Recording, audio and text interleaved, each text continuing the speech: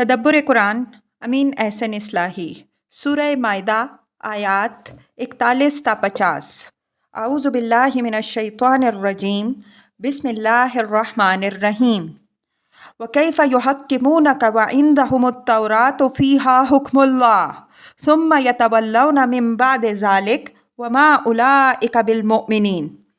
یہ تعجب کا اظہار اس بات پر نہیں ہے کہ وہ تورات رکھتے ہوئے اپنے معاملات کے فیصلے کے لیے آپ صلی اللہ علیہ وسلم کو حکم کس طرح بناتے ہیں، بلکہ اس بات پر ہے کہ وہ آپ صلی اللہ علیہ وسلم کو حکم بنا کر آپ صلی اللہ علیہ وسلم کے فیصلے سے مکرتے کس طرح ہیں، جبکہ وہ اچھی طرح جانتے ہیں کہ آپ صلی اللہ علیہ وسلم کے فیصلے شریعت الہی کے مطابق ہوتے ہیں۔ یہ بات یاد رکھنی چاہیے کہ اول تو احکام، بالخصوص تعزیرات و حدود، بنیادی طور پر تورات و قرآن دونوں میں یکساں ہیں۔ پھر حضرت صلی اللہ علیہ وسلم کا طریقہ یہ تھا کہ جن امور میں قرآن کی کوئی واضح ہدایت موجود نہ ہوتی،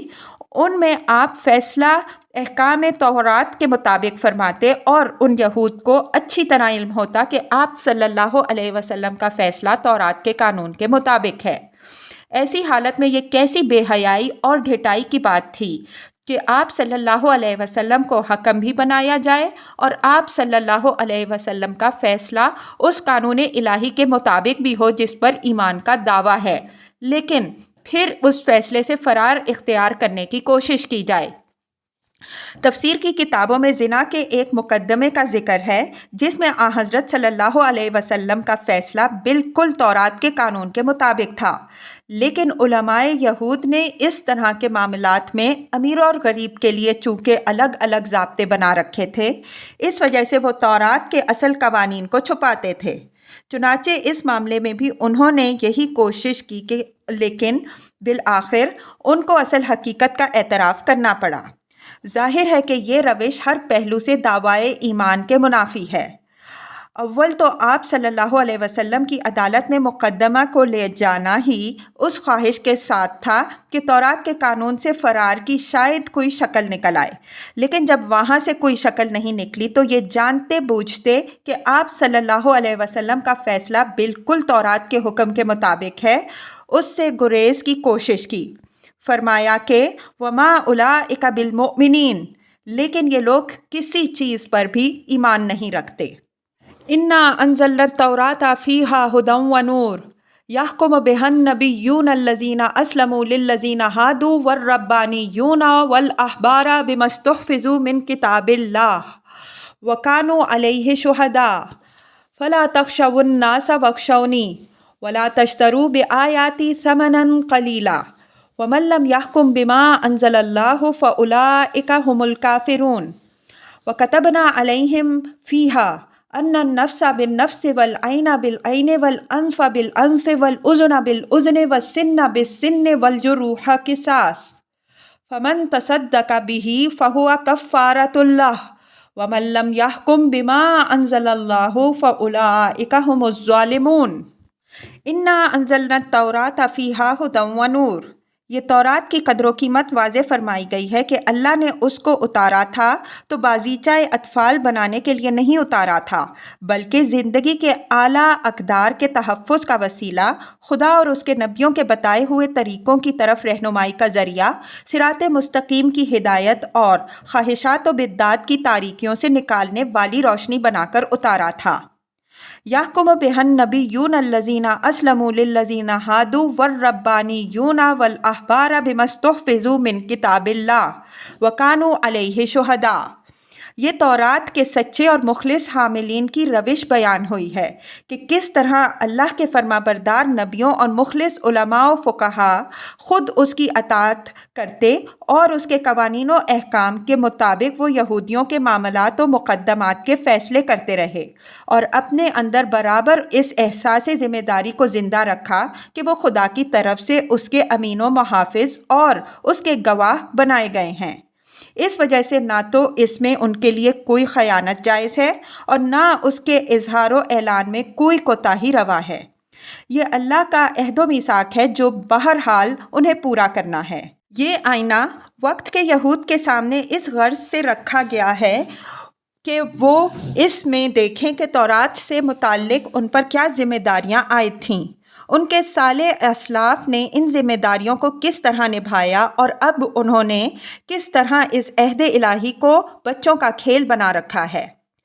یحکم بہن نبیون میں مضارع سے پہلے عربیت کے عام قاعدے کے مطابق کانا کا صیغہ محذوف ہے، یعنی کانا یحکم بہن نبیون۔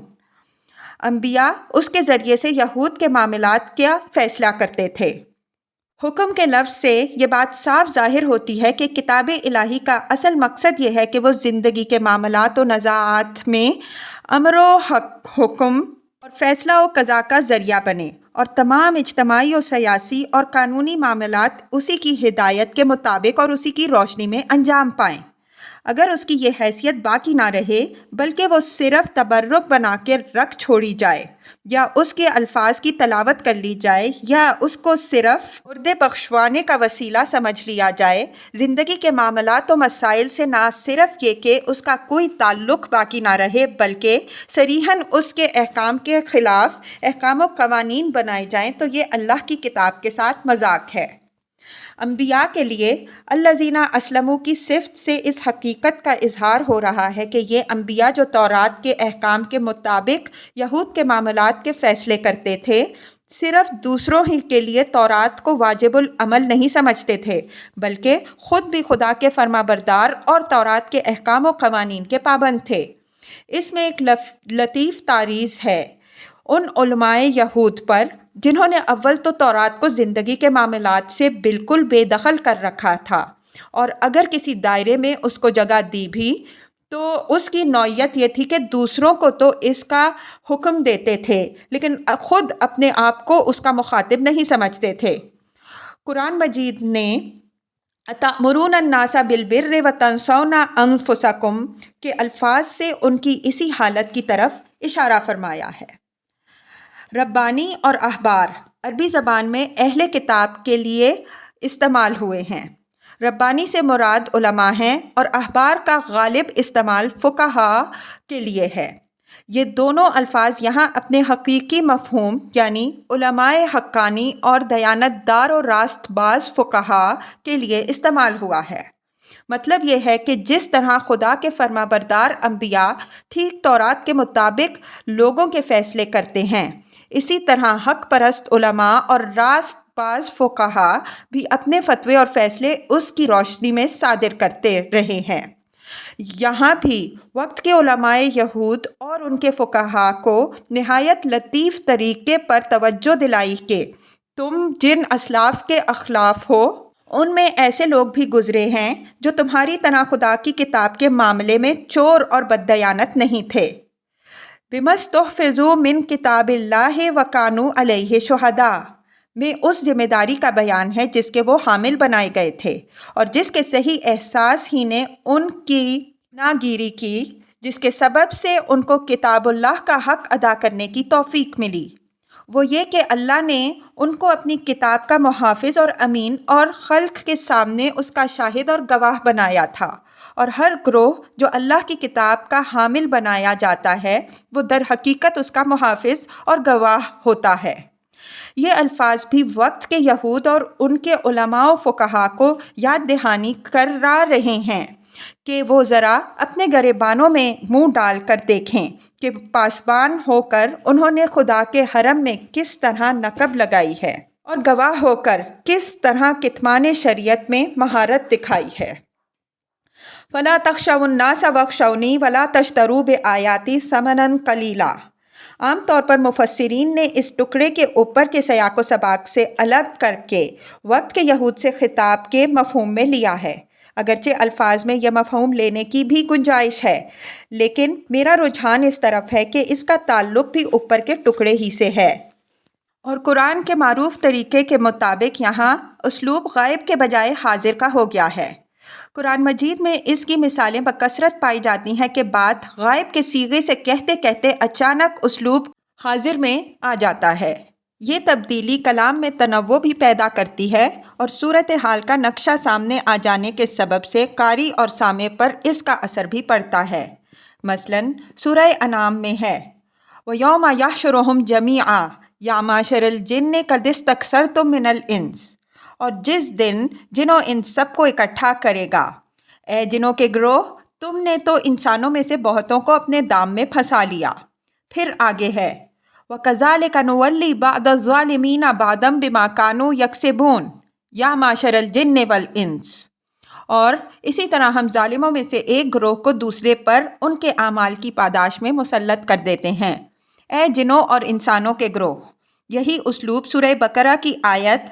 وَإِذْ جَعَلْنَا الْبَيْتَ مَثَابَةً لِلنَّاسِ وَأَمْنًا وَاتَّخِذُوا مِن مَّقَامِ إِبْرَاهِيمَ مُصَلًّى میں بھی استعمال ہوا ہے۔ اس کے محل میں بھی ہم نے اس پر تفصیل کے ساتھ بحث کی ہے۔ ہمارے نزدیک یہی اسلوب مائدہ میں اس آیت میں بھی ہے، یعنی یہ بات ان شہداء سے خطاب کر کے کہی گئی ہے جن کا ذکر پہلے گزرا، لیکن اس کو غائب کے صیغے سے بیان کرنے کے بجائے حاضر کے صیغے میں فرمایا تاکہ کلام زیادہ مؤثر ہو جائے۔ یہ ملحوظ رہے کہ تورات میں جہاں جہاں یہود سے پابندی احکام شریعت کے عہد لیے گئے اور ان کا ذکر آیا، وہاں حضرت موسیٰ علیہ السلام کی طرف سے ان باتوں کی تاکید ضرور آتی ہے جن کی طرف قرآن کے الفاظ اشارہ کر رہے ہیں، یعنی خداوند خدا ہی سے ڈرنا، اس کے حکموں کے معاملے میں کسی کی پرواہ نہ کرنا، اس کی شریعت کو دنیا کے حقیر فوائد پر قربان نہ کرنا۔ غور کیجئے تو یہ باتیں اس امانت اور شہادت کا لازمی تقاضا ہیں جن کا بِمَسْتُحْفِظُوا مِن کتاب اللہ وَكَانُوا عَلَیہ شُہَدَاء میں ذکر آیا ہے۔ جو گروہ کتاب الہی کا گواہ بنایا گیا ہے اس کے لیے واجب ہے کہ وہ صرف خدا ہی سے ڈرے، دوسروں کا خوف اور رعب اپنے سینے سے نکال دے۔ اس کے بغیر ہر طرح کے حالات میں اس کے لیے کتاب الہی کی شہادت کی ذمہ داریوں سے عہدہ برا ہونا ممکن نہیں ہے۔ اس طرح جو جماعت کتاب الہی کی امین بنائی گئی ہے اس پر حرام ہے کہ وہ اپنے دنیاوی مفادات و اغراض کی خاطر خدا کی اس امانت میں خیانت کرے اور کتاب الہی پر تعویل و تحریف کی کینچی چلائے۔ مزید غور کیجئے تو یہ حقیقت بھی واضح ہوگی کہ میثاق الہی کی انہی تنبیہات کو فراموش کر دینے کی وجہ سے یہود شہداء اللہ اور آمنا باللہ ہونے کے بجائے سماعون للکذب اور اکالون للسحت بن کر رہ گئے، جس کے سبب سے خدا نے ان پر لعنت کر دی۔ وَمَن لَّمْ يَحْكُم بِمَا أَنزَلَ اللَّهُ فَأُولَٰئِكَ هُمُ الْكَافِرُونَ۔ اس ٹکڑے کا عطف چونکہ اوپر والے ٹکڑے پر ہی ہے، اس وجہ سے جو حکم اس کا ہے وہی حکم اس کا بھی ہے، یعنی یہ نتیجہ بھی اس تنبیہ کا ایک حصہ ہے جو اوپر مذکور ہوئی۔ مطلب یہ ہے کہ اللہ تعالیٰ نے جن کو شریعت کا امین اور گواہ بنایا ہے، اگر انہی کے معاملات کے فیصلے شریعت کے مطابق نہ ہوئے تو حقیقی کافر وہی ہیں۔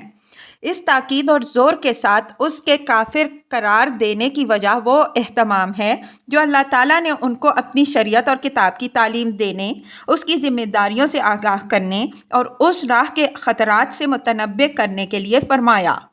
جو لوگ اس سارے اہتمام کے بعد بھی راہ حق سے بھٹک گئے، انہوں نے گویا پورا دن کی روشنی میں ٹھوکر کھائی، اس وجہ سے یہ تمام اندھوں سے بڑھ کر اندھے ہیں۔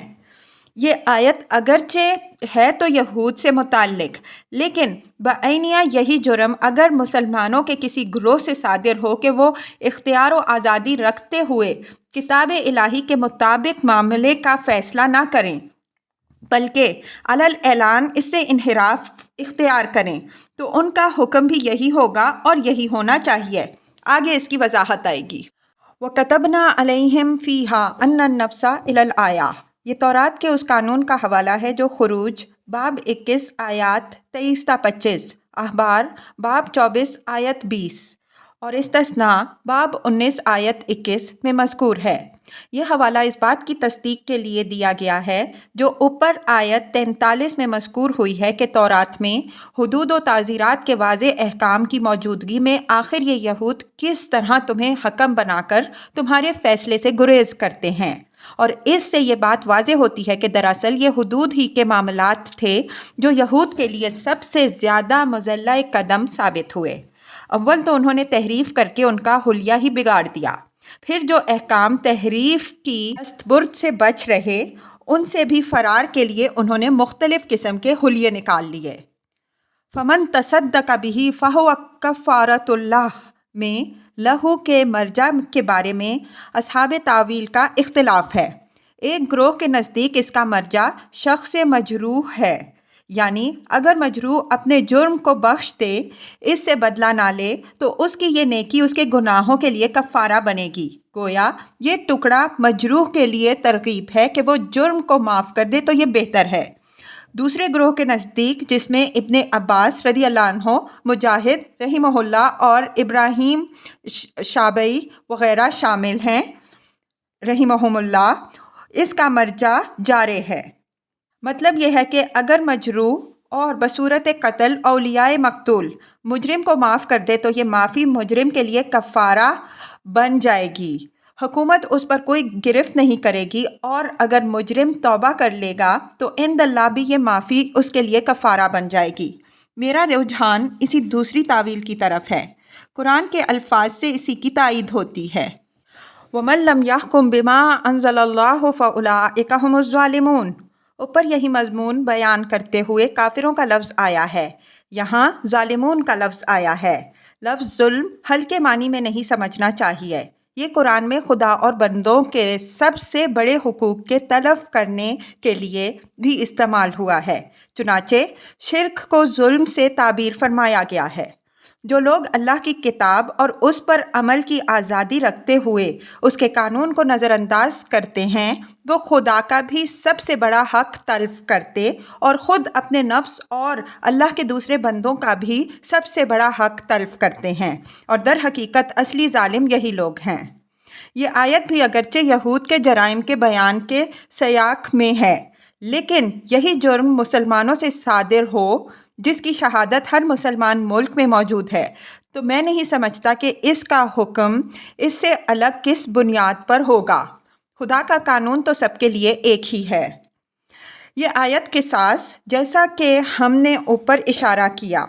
تورات کے ایک حکم کے حوالے کے طور پر وارد ہوئی ہے، لیکن کوئی اشارہ چونکہ اس کے منسوخ ہونے کا موجود نہیں ہے، بلکہ انداز بیان اس کے محکم ہونے پر دلیل ہے۔ اس وجہ سے یہی قانون اس امت کے لیے بھی ہے۔ نبی صلی اللہ علیہ وسلم اور صحابہ رضی اللہ عنہم اجمعین کے عمل سے اس بات کی تائید ہوتی ہے۔ سورہ بقرہ کی تفسیر میں لفظ قصاص پر بحث کرتے ہوئے ہم لکھ چکے ہیں کہ اپنے عام استعمال میں یہ لفظ قصاص جانی و مالی دونوں پر بولا جاتا ہے۔ اس وجہ سے اگر دیت پر راضی نامہ ہو جائے یا دیت ہی تقاضائے انصاف قرار پائے تو دیت ہی قصاص سمجھی جائے گی۔ تفصیلات اس کی فقہ کی کتابوں میں موجود ہیں۔ وَقَفَّيْنَا عَلَىٰ آثَارِهِمْ بِعِيسَىٰ ابْنِ مَرْيَمَ مُصَدِّقًا لِمَا بَيْنَ يَدَيْهِ مِنَ التَّوْرَاةِ وَآتَيْنَاهُ الْإِنجِيلَ فِيهِ هُدًى وَنُورٌ وَمُصَدِّقًا لِمَا بَيْنَ يَدَيْهِ مِنَ التَّوْرَاةِ وَهُدًى وَمَوْعِظَةً لِّلْمُتَّقِينَ وَلْيَحْكُمْ أَهْلُ الْإِنجِيلِ بِمَا أَنزَلَ اللَّهُ فِيهِ وَمَن لَّمْ يَحْكُم بِمَا أَنزَلَ اللَّهُ فَأُولَٰئِكَ هُمُ الْفَاسِقُونَ۔ وَقَفَّيْنَا عَلَىٰ آثَارِهِمْ بِعِيسَىٰ ابْنِ مَرْيَمَ۔ کفیت علی آثارہ فلان کے معنی ہوں گے میں نے اس کو اس کے پیچھے بھیجا۔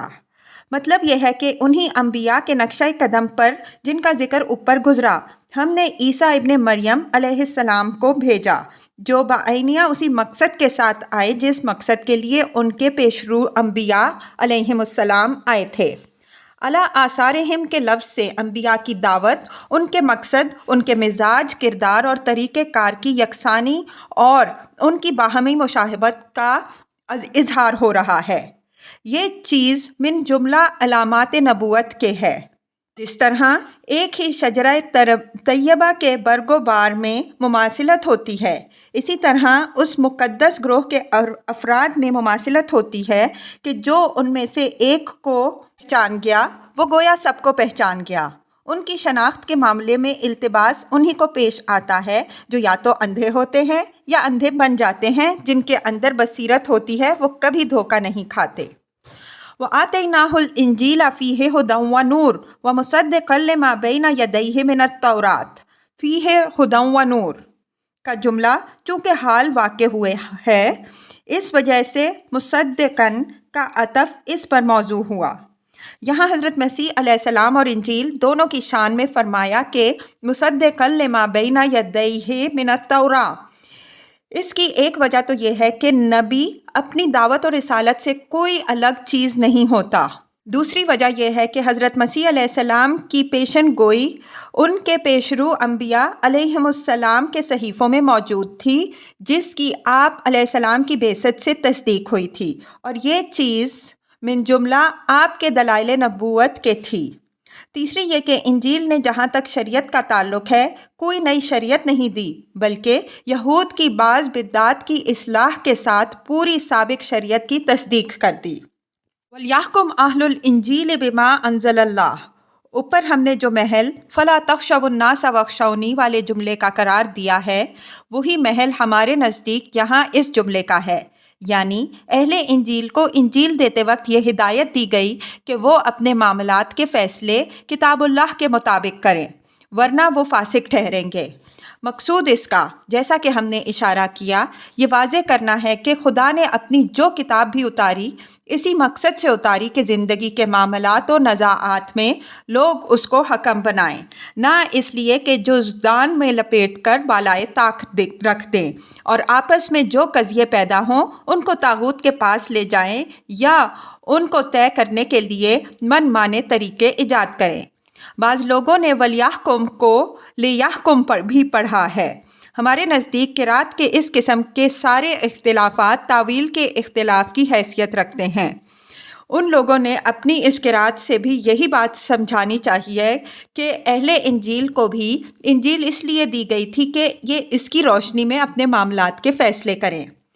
فاسق کا لفظ یہاں فقہی مفہوم میں نہیں بلکہ جیسا کہ ہم مختلف مقامات میں واضح کرتے آئے ہیں خدا سے غداری، عہد شکنی اور سرکشی کے مفہوم میں ہے۔ گویا جو لوگ جانتے بوجھتے اور آزادی و اختیار رکھتے ہوئے اللہ کے احکام و قوانین کے خلاف فیصلے کرتے کراتے ہیں وہ کافر، ظالم اور فاسق ٹھہریں گے۔ یہ تنبیہ اس میثاق الہی کا ہمیشہ سے ایک جزو لا ینفک رہی ہے جو اللہ تعالیٰ نے اہل کتاب سے اس کو کتاب حوالہ کرتے وقت باندھا۔ وَأَنزَلْنَا إِلَيْكَ الْكِتَابَ بِالْحَقِّ مُصَدِّقًا لِمَا بَيْنَ يَدَيْهِ مِنَ الْكِتَابِ وَمُهَيْمِنًا عَلَيْهِ فَاحْكُم بَيْنَهُم بِمَا أَنزَلَ اللَّهُ وَلَا تَتَّبِعْ أَهْوَاءَهُمْ عَمَّا جَاءَكَ مِنَ الْحَقِّ لِكُلٍّ جَعَلْنَا مِنكُمْ شِرْعَةً وَمِنْهَاجًا وَلَوْ شَاءَ اللَّهُ لَجَعَلَكُمْ أُمَّةً وَاحِدَةً وَلَكِنْ لِيَبْلُوَكُمْ فِيمَا آتَاكُمْ فَاسْتَبِقُوا الْخَيْرَاتِ إِلَى اللَّهِ مَرْجِعُكُمْ جَمِيعًا فَيُنَبِّئُكُم بِمَا كُنتُمْ فِيهِ تَخْتَلِفُونَ وَأَنِ احْكُم بَيْنَهُم بِمَا أَنزَلَ اللَّهُ وَلَا تَتَّبِعْ أَهْوَاءَهُمْ وَاحْذَرْهُمْ أَن يَفْتِنُوكَ عَن بَعْدِ مَا أَنزَلَ اللَّهُ إِلَيْكَ فَإِن تَوَلَّوْا فَاعْلَمْ أَنَّمَا يُرِيدُ اللَّهُ أَن يُصِيبَهُم بِبَعْضِ ذُنُوبِهِمْ وَإِنَّ كَثِيرًا مِّنَ النَّاسِ لَفَاسِقُونَ أَفَحُكْمَ الْجَاهِلِيَّةِ يَبْغُونَ وَمَنْ أَحْسَنُ مِنَ اللَّهِ حُكْمًا لِقَوْمٍ يُوقِنُونَ۔ اب یہ بتایا جا رہا ہے کہ بعینیہ انہی ذمہ داریوں اور اسی عہد و میثاق کے ساتھ یہ کتاب تمہارے حوالے کی جا رہی ہے، تو تم ان کے درمیان بہرحال اللہ کی اس کتاب کے مطابق ہی فیصلہ کرو۔ ہم دوسرے مقام میں واضح کر چکے ہیں کہ اس سیاق میں بالحق کے معنی قول فیصل کے ہوتے ہیں۔ اہل کتاب نے اپنے صحیفوں کی تحریفات کے ذریعے سے حق و باطل دونوں کا مجموعہ بنا دیا تھا۔ قرآن نے اللہ کا دین تمام آمیزشوں اور تحریفات سے پاک کر کے بالکل ٹھیک ٹھیک پیش کر دیا۔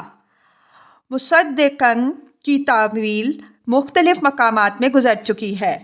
مہیمناً اصل میں ما امنا ہے، دوسرا حمزہ یہ سے اور پہلا ہے سے بدل گیا ہے۔ یہ لفظ اللہ تعالیٰ کی صفت کے طور پر بھی استعمال ہوا ہے اور قرآن کی صفت کے طور پر بھی۔ مہیمن الطائر علی فواخہ کا مطلب یہ ہوگا کہ پرندہ اپنے بچوں کے اوپر پر پھیلائے ہوئے منڈلا رہا ہے، گویا ان کو اپنی حفاظت میں لیے ہوئے ہے۔ ہیمنا فلان علی کذا، فلاں اس چیز کا محافظ اور نگران بن گیا ہے۔ اور اپنے سابق صحیفے پر قرآن کے مہیمن ہونے کے معنی یہ ہیں کہ قرآن اصل معتمد نسخہ کتاب الہی کا ہے، اس لیے کہ وہ دوسرے صحیفوں کے حق و باطل میں امتیاز کے لیے کسوٹی ہے۔ جو بات اس کسوٹی پر کھری ثابت ہوگی وہ کھری ہے، اور جو اس کسوٹی پر کھوٹی ثابت ہوگی وہ محرف ہے۔ یہاں الکتاب کا لفظ واحد استعمال کرنے کی وجہ یہ ہے کہ قرآن سے پہلے اصل شریعت کے اعتبار سے کتاب الہی کی حیثیت در حقیقت تورات ہی کو حاصل ہے۔ بقیہ صحائف اس کے اجزاء و فروع کی حیثیت رکھتے ہیں۔ فَاحْكُم بَيْنَهُم بِمَا أَنزَلَ اللَّهُ وَلَا تَتَّبِعْ أَهْوَاءَهُمْ عَمَّا جَاءَكَ مِنَ الْحَقِّ۔ قرآن سے متعلق یہ اسی طرح کا عہد و میثاق حضرت صلی اللہ علیہ وسلم اور آپ کے واسطے سے آپ صلی اللہ علیہ وسلم کی امت سے لیا گیا ہے، جس طرح کا عہد تورات اور انجیل سے متعلق ان کے حاملین سے لیا گیا اور جس کا ذکر اوپر گزرا۔ مطلب یہ ہے کہ اب یہی کتاب حق و باطل کی کسوٹی اور احکام الہی کا قابل اعتماد مجموعہ ہے، تو تم لوگوں کے درمیان اسی کے مطابق فیصلہ کرو، اور جو حق تمہارے پاس آ چکا ہے ہرگز اس سے منحرف ہو کر ان منافقین اور یہود کی خواہشات و بدعات کی پیروی نہ کرنا جو اپنی خواہشوں کے مطابق فیصلے حاصل کرنے کے لیے تمہارے پاس آتے ہیں۔ یہ بات یہاں بغیر کسی اظہار کے ظاہر ہے کہ اس حق کو چھوڑ کر کسی باطل کے مطابق معاملات کے فیصلے کرنا اسی طرح کفر، ظلم اور فسق ہے جس طرح اوپر تورات و انجیل سے متعلق مذکور ہوا۔ لِكُلٍّ جَعَلْنَا مِنْكُمْ شِرْعَةً وَمِنْهَاجًا وَلَوْ شَاءَ اللَّهُ لَجَعَلَكُمْ أُمَّةً وَاحِدَةً وَلَكِنْ لِيَبْلُوَكُمْ فِي مَا آتَاكُمْ فَاسْتَبِقُوا الْخَيْرَاتِ۔ اس ٹکڑے کے صحیح موقع و محل اور اس کے صحیح مفہوم کو سمجھنے کے لیے بقرہ کی مندرجہ ذیل آیات پر ایک نظر ڈال لیجئے۔ یہ دونوں بالکل ایک ہی موقع و محل کی آیات ہیں اور ایک ہی حقیقت کو واضح کر رہی ہیں۔ وَلَئِنْ أَتَيْتَ الَّذِينَ أُوتُوا الْكِتَابَ بِكُلِّ آيَةٍ مَا تَبِعُوا قِبْلَتَكَ وَمَا أَنْتَ بِتَابِعٍ قِبْلَتَهُمْ وَمَا بَعْضُهُمْ بِتَابِعٍ قِبْلَةَ بَعْضٍ وَلَئِنِ اتَّبَعْتَ أَهْوَاءَهُمْ مِنْ بَعْدِ مَا جَاءَكَ مِنَ الْعِلْمِ إِنَّكَ إِذًا لَمِنَ الظَّالِمِينَ۔ الَّذِينَ آتَيْنَاهُمُ الْكِتَابَ يَعْرِفُونَهُ كَمَا يَعْرِفُونَ أَبْنَاءَهُمْ وَإِنَّ فَرِيقًا مِّنْهُمْ لَيَكْتُمُونَ الْحَقَّ وَهُمْ يَعْلَمُونَ الْحَقُّ مِنْ رَبِّكَ فَلَا تَكُونَنَّ مِنَ الْمُمْتَرِينَ وَلِكُلٍّ وِجْهَةٌ هُوَ مُوَلِّيهَا فَاسْتَبِقُوا الْخَيْرَاتِ أَيْنَمَا تَكُونُوا يَأْتِ بِكُمُ اللَّهُ جَمِيعًا إِنَّ اللَّهَ عَلَى كُلِّ شَيْءٍ قَدِيرٌ۔ بقرہ 145 تا 148۔ ترجمہ: اور اگر تم ان اہل کتاب کے پاس ہر قسم کی نشانیاں لا کر رکھ دو، جب بھی تمہارے قبلے کی یہ پیروی نہ کریں گے، اور نہ تم ان کے قبلے کی پیروی کرنا، اور نہ ان میں سے کوئی ایک دوسرے کے قبلے کی پیروی کرنے والا ہے، اور اگر تم ان کی خواہشوں کی پیروی کرو گے بعد اس کے کہ تمہارے پاس علم حق آ چکا ہو، تو تم اپنے نفس پر ظلم کرنے والوں میں سے بن جاؤ گے۔ جن کو ہم نے کتاب عطا کی وہ اس کو پہچانتے ہیں جس طرح اپنے بیٹوں کو پہچانتے ہیں، البتہ ان میں سے ایک گروہ حق کو جانتے بوجھتے چھپاتا ہے۔ یہی حق ہے تیرے رب کی جانب سے، تو تم شک کرنے والوں میں سے نہ بنو۔ ہر ایک کے لیے ایک سمت ہے، وہ اسی کی طرف رخ کرے گا، تو تم بھلائیوں کی سمت میں سبقت کرو۔ جہاں کہیں بھی تم ہوگے اللہ تم سب کو اکٹھا کرے گا، اللہ ہر چیز پر قادر ہے۔ جس طرح یہاں سیاق و سباق دلیل ہے کہ وَلِكُلِّ وِجْهَةٌ هُوَ مُوَلِّيهَا فَاسْتَبِقُوا الْخَيْرَاتِ کا ٹکڑا، جیسا کہ ہم اپنی تفسیر میں واضح کر چکے ہیں، اہل کتاب کے ساتھ رواداری کے اظہار کے لیے نہیں بلکہ ان کے رویے سے بیزاری کے اظہار کے لیے ہے۔ اسی طرح مائدہ کی زیر بحث آیت میں لِكُلٍّ جَعَلْنَا مِنْكُمْ شِرْعَةً وَمِنْهَاجًا کا ٹکڑا بھی اہل کتاب کے ساتھ اظہار رواداری کے لیے نہیں بلکہ ان کے رویے سے اظہار بیزاری اور پیغمبر صلی اللہ علیہ وسلم اور مسلمانوں کے لیے تسکین و تسلی اور راہ حق میں سبقت کی دعوت کے لیے ہے۔ اسی طرح سورہ حج میں ارشاد ہوا ہے لِكُلِّ أُمَّةٍ جَعَلْنَا مَنْسِكًا هُمْ نَاكِسُوهُ فَلَا يُنَازِعُنَّكَ فِي الْأَمْرِ وَادْعُ إِلَىٰ رَبِّكَ إِنَّكَ لَعَلَىٰ هُدًى مُسْتَقِيمٍ وَإِن جَادَلُوكَ فَقُلِ اللَّهُ أَعْلَمُ بِمَا تَعْمَلُونَ اللَّهُ يَحْكُمُ بَيْنَهُمْ يَوْمَ الْقِيَامَةِ فِيمَا كُنتُمْ فِيهِ تَخْتَلِفُونَ۔ حج 67 تا 69 ترجمہ۔ ہم نے ہر امت کے لیے ایک طریقہ عبادت ٹھہرایا، وہ اسی پر چلیں گے تو وہ تم سے جھگڑنے کی کوئی راہ اس معاملے میں نہ پائیں گے، اور تم اپنے رب کی طرف بلاتے رہو، اور اگر وہ تم سے جھگڑیں تو کہہ دو کہ جو کچھ تم کر رہے ہو اللہ اس سے خوب واقف ہے۔ اللہ تمہارے درمیان فیصلہ کرے گا قیامت کے دن اس چیز میں جس میں تم اختلاف کر رہے ہو۔ آیت زیر بحث میں لکل سے مراد تینوں ہی گروہ ہیں جن کا اوپر ذکر گزرا، یعنی یہود، نصارہ اور مسلمان۔ فرمایا کہ ہم نے تم میں سے ہر ایک کے لیے الگ الگ شرعتم و منہاجا مقرر کیا ہے۔ شرعتم اور منہاج سے مراد شریعت کا وہ ظاہری ڈھانچہ اور قالب ہے جو دین کے حقائق کو بروئے کار لانے کے لیے ہر مذہب میں اختیار کیا گیا ہے۔ مثلاً عبادت الہی کی ایک حقیقت ہے جس کو مختلف مذاہب میں نماز، قربانی اور حج کی مختلف شکلوں صورتوں میں ظاہر کیا گیا ہے۔ بعض حقائق کے لیے قالب خود اللہ تعالیٰ نے مقرر فرما دیا ہے، بعض کے لیے اللہ تعالیٰ کے اذن سے نبی نے مقرر فرمایا ہے۔ غالباً اسی وجہ سے یہاں دو لفظ استعمال ہوئے ہیں، پہلے کے لیے شرعت کا لفظ استعمال ہوا ہے اور دوسرے کے لیے منہاج۔ جہاں تک دین کے حقائق کا تعلق ہے وہ ہمیشہ سے غیر متغیر ہیں اور غیر متغیر ہی رہیں گے، لیکن شریعت کے ظواہر و رسوم ہر امت کے لیے اللہ تعالیٰ نے الگ الگ مقرر فرمائے تاکہ یہ چیز امتوں کے امتحان کا ذریعہ بنے اور وہ دیکھے کہ کون ظواہر و رسوم کے تعصب میں گرفتار ہو کر حقائق سے منہ موڑ لیتا ہے اور کون حقیقت کا طالب بنتا ہے اور اس کو ہر اس شکل میں قبول کرنے کے لیے آگے بڑھتا ہے جس میں وہ خدا اور اس کے رسول کی طرف سے اس کے سامنے آتی ہے۔ سورہ بقرہ میں قبلہ کی بحث میں اس امتحان کا ذکر اس طرح فرمایا ہے: وَمَا جَعَلْنَا الْقِبْلَةَ الَّتِي كُنْتَ عَلَيْهَا إِلَّا لِنَعْلَمَ مَن يَتَّبِعُ الرَّسُولَ مِمَّن يَنقَلِبُ عَلَىٰ عَقِبَيْهِ وَإِن كَانَتْ لَكَبِيرَةً إِلَّا عَلَى الَّذِينَ هَدَى اللَّهُ وَمَا كَانَ اللَّهُ لِيُضِيعَ إِيمَانَكُمْ إِنَّ اللَّهَ بِالنَّاسِ لَرَءُوفٌ رَحِيمٌ۔ بقرہ 143 ترجمہ۔ اور ہم نے اس قبلے کو جس پر تم تھے نہیں جائز رکھا تھا مگر اس لیے کہ ہم چھانٹ کر الگ کر دیں ان لوگوں کو جو رسول کی پیروی کرتے ہیں ان لوگوں سے جو پیٹھ پیچھے پھر جاتے ہیں، اگرچہ یہ بہت بھاری بات تھی ان لوگوں کے لیے جن کو اللہ نے ہدایت کی توفیق بخشی، اور اللہ کا یہ ارادہ نہیں تھا کہ وہ تمہارے ایمان کو برباد کر دے۔ اللہ تو لوگوں پر بڑی رافت و رحمت رکھنے والا ہے۔ یہ حکمت واضح فرمائی گئی ہے اس بات کی کہ کیوں اللہ تعالیٰ نے حضرت صلی اللہ علیہ وسلم اور مسلمانوں کو اول اہل کتاب کے قبلے پر باقی رکھا، پھر کچھ عرصے کے بعد اس کو چھوڑ کر بیت اللہ کو قبلہ بنانے کا حکم دیا۔ ایسا کیوں نہ ہوا کہ پہلے ہی روز سے بیت اللہ ہی کو قبلہ قرار دے دیا جاتا؟ فرمایا کہ اللہ تعالیٰ کی حکمت اس بات کی مقتضی ہوئی کہ یہ تبدیلی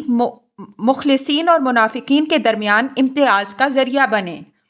اس امتحان کے ذریعے سے اس نے حق کے طالبوں اور رسول کے مخلص پیرووں کو ان لوگوں سے الگ کر دیا جو محض ظاہر طور پر رسول کے ساتھ ہو گئے تھے، فی الحقیقت انہوں نے کوئی تبدیلی قبول نہیں کی تھی بلکہ بدستور اپنے پچھلے رسوم و قیود میں گرفتار تھے۔ اسی طرح آیت زیر بحث میں پیغمبر صلی اللہ علیہ وسلم کو تسلی دی کہ منافقین اور یہود جو تم سے اور تمہاری لائی ہوئی شریعت سے بدکتے ہیں تو تم ان کی پرواہ نہ کرو، یہ اپنے پچھلے رسوم و قیود میں گرفتار ہیں، ان کا تعصب ان کو اجازت نہیں دیتا کہ وہ ان سے آزاد ہو کر اس حق کو شرح صدر کے ساتھ اپنا لیں جو تم ان کے لیے پیش کر رہے ہو۔ اللہ تعالیٰ نے ہر امت کے لیے شرعت اور منہاج الگ الگ بنائے ہیں، اگر وہ چاہتا تو سب کو ایک ہی منہاج دیتا، لیکن اس کی حکمت کا تقاضا یہ ہوا کہ منہاج کی اس تبدیلی کو لوگوں کے امتحان کا ذریعہ بنائے اور دیکھے کہ کون حق کا طالب بنتا ہے اور کون صرف لکیر کا فقیر اور رسوم و ظواہر کا غلام بن کے رہ جاتا ہے۔ اللہ عقل، اختیار اور شریعت کی جو نعمت دیتا ہے اس میں وہ لوگوں کا امتحان کرتا رہتا ہے کہ کون ان نعمتوں سے فائدہ اٹھا رہا ہے، ان کی قدر کر رہا ہے، ان کے مغز اور قشر میں امتیاز رکھتا ہے اور کون بالکل اندھا بہرا بن کر محض رسم کا پجاری بن کر رہ جاتا ہے۔ تو تم ان اندھے بہروں کو ان کے حال پر چھوڑو، اور پیغمبر نے تمہارے سامنے حصول قرب الہی کا جو میدان کھولا ہے اس میں ایک دوسرے سے گویا سبقت لے جانے کی کوشش کرو۔ یہاں یا ایھا الرسول لا یحزنک الذین یسارعون فی الکفر والے ٹکڑے کو بھی ذہن میں تازہ کر لیجئے۔ مطلب یہ ہوا کہ اگر منافقین اور ان کے مرشد یہود کفر کی راہ میں مسابقت کر رہے ہیں تو ان کی اس بدبختی پر غم کرنے کی ضرورت نہیں ہے۔ اہل ایمان کے میدان میں بازی جیتنے کی کوشش کریں۔ الی اللہ مرجعکم جمیعا الی الآیہ، یعنی اس دنیا میں تو بہرحال آزادی حاصل ہے، کوئی شخص چاہے کفر کی راہ اختیار کر لے چاہے ایمان کی، لیکن منزل ہر شخص کی ایک ہی ہے، لوٹنا سب کو خدا ہی کی طرف ہے۔ ایک دن یہ سارا اختلاف اسی کے سامنے پیش ہوگا اور وہ اس اختلاف کا فیصلہ فرمائے گا۔ وَأَنِحْكُمْ بَيْنَهُمْ بِمَا أَنزَلَ اللَّهُ إِلَى الْآيَةِ، مجھے بار بار یہ خیال ہوتا ہے کہ اس ٹکڑے کا عطف اوپر فَاحْكُمْ بَيْنَهُمْ بِمَا أَنزَلَ اللَّهُ وَلَا تَتَّبِعْ أَهْوَاءَهُمْ عَمَّا جَاءَكَ مِنَ الْحَقِّ والے ٹکڑے پر ہے۔ بیچ میں لِكُلٍّ جَعَلْنَا مِنْكُمْ شِرْعَةً والا ٹکڑا بطور ایک جملہ معترضہ کے آ گیا ہے۔ جملہ معترضہ کے ختم ہونے کے بعد سلسلہ کی اصل بات کا از سر نو حوالہ دے کر مزید تنبیہ فرمائی کہ وَاحْذَرْهُمْ أَن يَفْتِنُوكَ عَن بَعْدِ مَا أَنزَلَ اللَّهُ إِلَيْكَ، ہوشیار رہو کہ مبادا وہ تمہیں فتنے میں ڈال کر خدا کی اتاری ہوئی کسی بات سے ہٹانے میں کامیاب ہو جائیں۔ اس مزید تنبیہ کی ضرورت اس لیے تھی کہ یہ مرحلہ کوئی آسان مرحلہ نہیں تھا، مخالف قوتیں آسانی سے سپر انداز ہونے والی نہیں تھیں۔ فتنے کا لفظ خود اشارہ کر رہا ہے کہ وہ پیغمبر اور مسلمانوں کو میثاق الہی سے ہٹانے کے لیے اپنا پورا زور لگا دیں گی۔ اس خطرے سے بچانے کے لیے آگاہ فرما دیا کہ وہ خواہ کتنا ہی زور لگائیں اور کتنا ہی دباؤ ڈالیں، تمہیں بہرحال اللہ کی اتاری ہوئی شریعت ہی کی پیروی کرنی ہے، اس کو چھوڑ کر ان کی خواہشات و بدعات کی پیروی نہیں کرنی ہے۔ فَإِن تَوَلَّوْا فَاعْلَمْ إِلَى الْآيَةِ، مطلب یہ ہے کہ تم موقف حق پر جمے رہو، اگر شریعت الہی کو چھوڑ کر یہ شریعت جاہلیت ہی کی پیروی پر اڑے رہے تو سمجھ لو کہ ان کی شامت آئی ہوئی ہے اور وقت آ گیا ہے کہ ان کے بعض جرائم کی سزا میں ان پر خدا کا عذاب آ دھمکے۔ یہ بات یہاں یاد رکھنے کی ہے کہ قوموں کے اجتماعی جرائم کی سزا اللہ تعالیٰ اسی دنیا میں دے دیتا ہے، آخرت میں لوگ اپنی انفرادی حیثیتوں میں اپنے اعمال کے لیے جواب دہ ہوں گے۔ وَإِنَّ كَثِيرًا مِّنَ النَّاسِ لَفَاسِقُونَ، یہ دلیل بیان ہوئی ہے اس بات کی کہ کیوں اس بات کے سزاوار ہیں کہ ان پر اللہ کا عذاب آ دھمکے۔ فرمایا کہ اس لیے ان کی اکثریت خدا کی باغی اور نافرمان ہے۔ أَفَحُكْمَ الْجَاهِلِيَّةِ يَبْغُونَ إِلَى الْآيَةِ، یعنی خدا کی اتاری ہوئی شریعت کو چھوڑ کر اگر یہ کہیں اور سے فیصلہ چاہتے ہیں تو اس کے معنی یہ ہوئے کہ وہ خدا کی شریعت پر جاہلیت کے قانون کو ترجیح دیتے ہیں، اور کسی مدعی شریعت گروہ کی اس سے بڑی بدقسمتی اور کیا ہو سکتی ہے۔